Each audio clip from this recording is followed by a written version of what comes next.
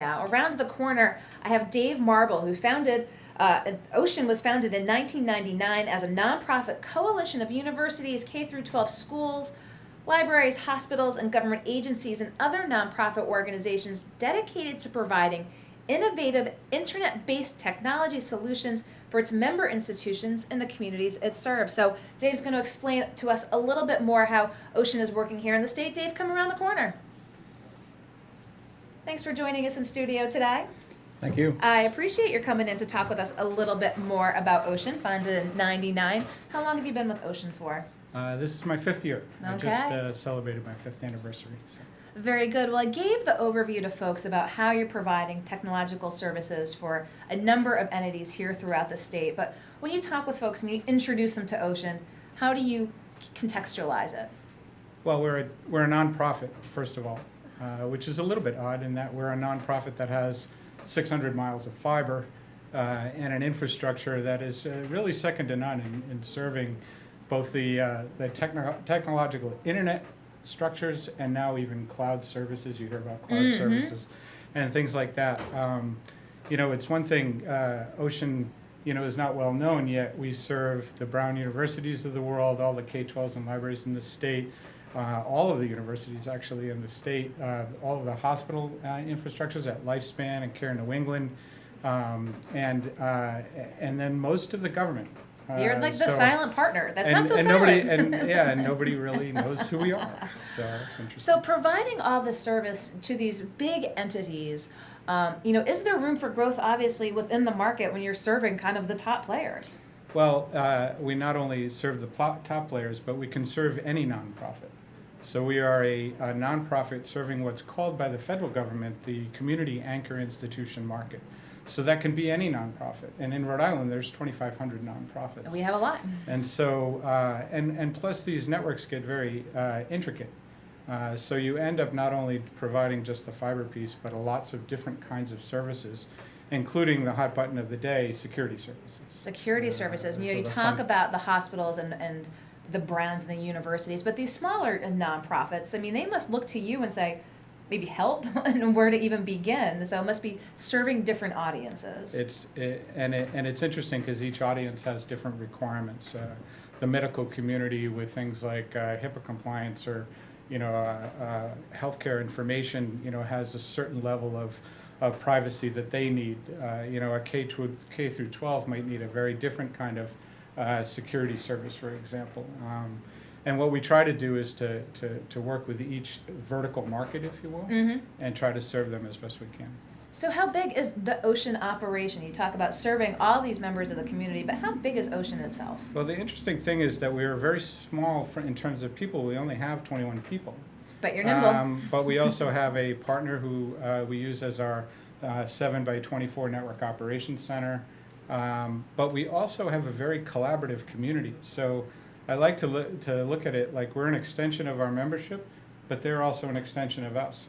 So when we go to look and work on some new technology or new service, we work with the members and their staff to create that service and put it in. Okay, very good. You've been there 5 years. You are a nonprofit. So funding structure, member institutions pay for your services. They do. They pay for the services, and I like to say at some point I could go to my board of directors and what's odd is my revenue could actually go down, but they'd be happy about that because that means they're paying less for the services that we're providing. What ends up happening is there's so much of explosive growth is that we're actually doing a lot more with a lot less in terms of funding. But we also brought in a $32 million grant into the state 5 years ago to build sort of the next generation of infrastructure for our community anchor institutions. And we executed that program, and now it's up and running.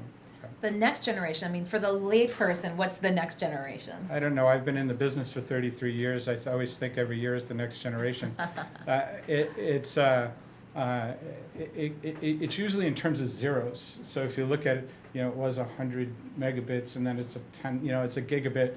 We're talking about terabits and petabytes, and so we keep going up in terms of speed and and complexity, and it's getting very interesting. Getting interesting, getting fast, and wanted to pick your brain, from the 10,000 foot level. One of the things folks are talking about right now is what's going on right now in Washington with the FCC, with net neutrality. Folks hear about it, say, "Ooh, should I be concerned?" You can see it from both sides of the argument, and I just wanted you to talk with us a little bit about that.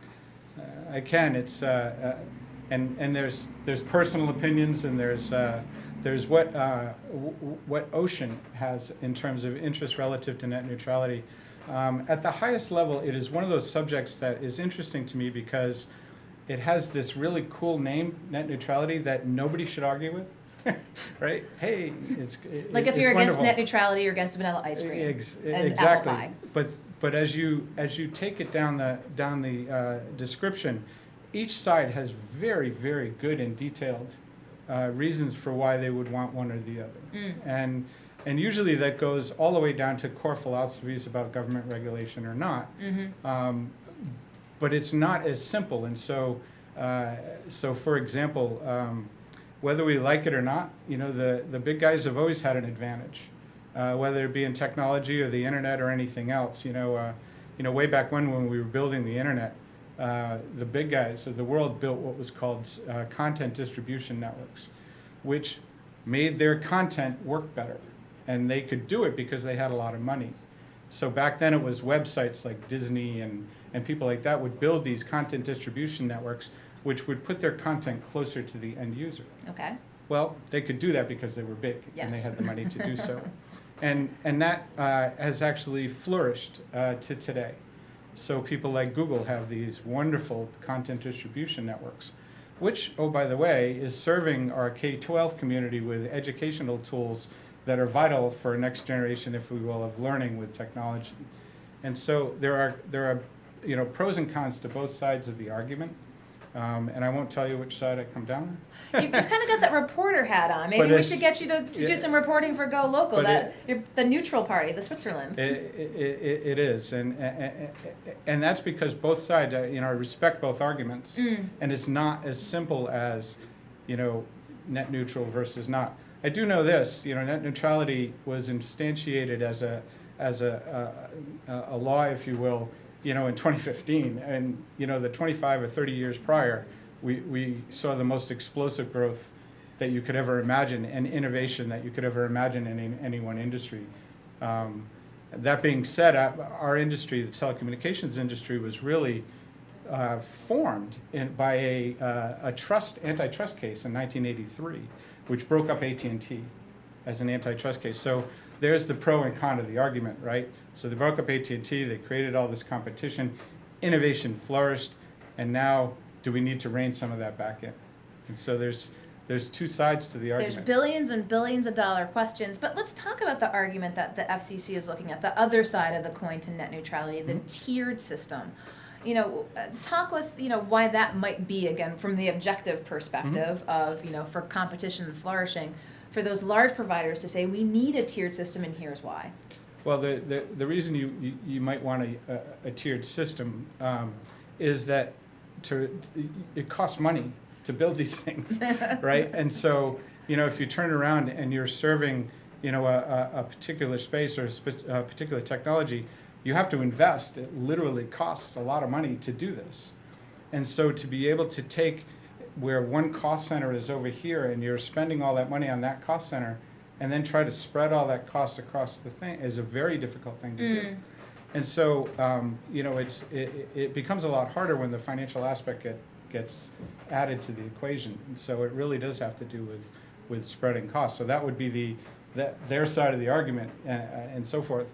And the idea that they will stop innovating, that's the one argument I don't buy, because there's going to be innovation. Innovation is going crazy. And that argument, when they talk about tier systems, I mean, the gamers, the people who really use so much bandwidth, and that argument is, well, if you're using all that bandwidth, you should be paying for it. If you're using all that social media, you should be paying for it. But then on the flip side, there's the net neutrality folks that say, well, it should be democratized and everyone should be having free access. I mean, does that argument, can that be held up moving forward with, again, these people end users who might use it to an nth degree more than the average person. Yeah, and usually, no disrespect to government regulation, but a lot of times when we try to regulate technology, by the time you write the regulation, Something else is.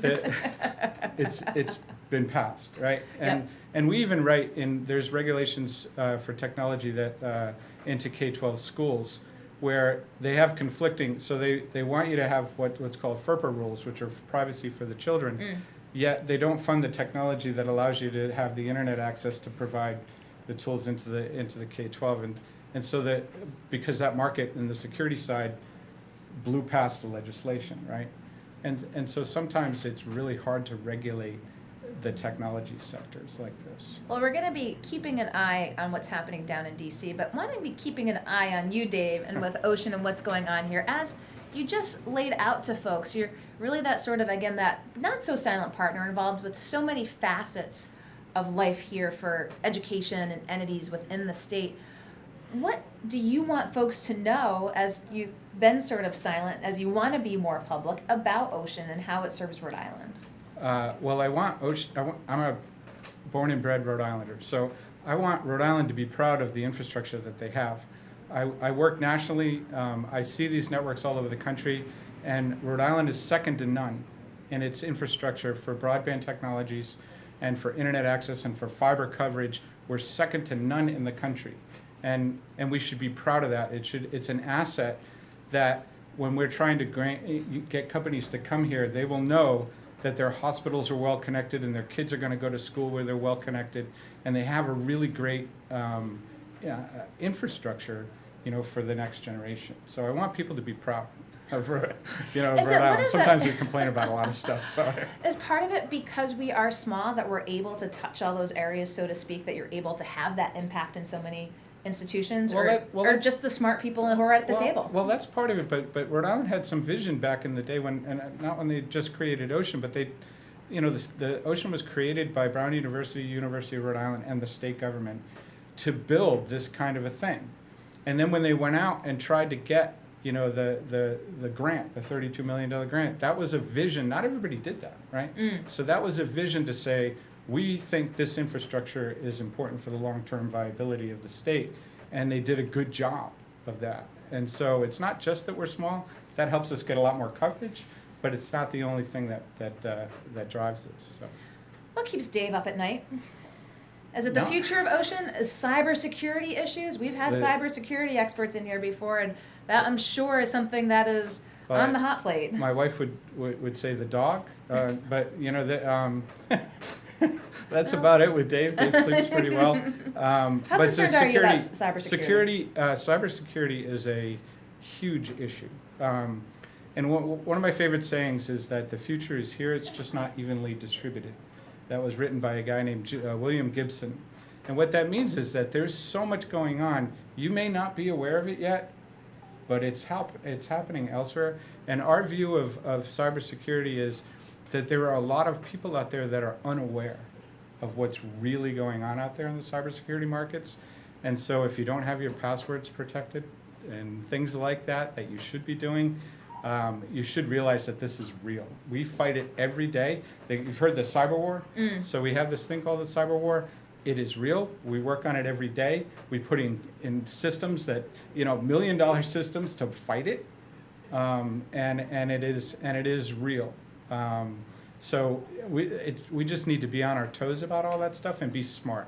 Be smart about data privacy, protecting your information, and doing that kind of a fight, because it doesn't do any good if we put protections in and then the individual goes and does something, I don't want to say stupid, but unaware. And at the end of the day, when there's hackers out there, wherever they may be around the world, are they just prodding to see who might have sort of the loosest type of infrastructure there to say, it's their end goal to just get data? All day long. Data. Poke. All day long. And that's what they do. They poke and they prod and they try to see where their vulnerabilities are. They're doing it all day long. We see it all day long.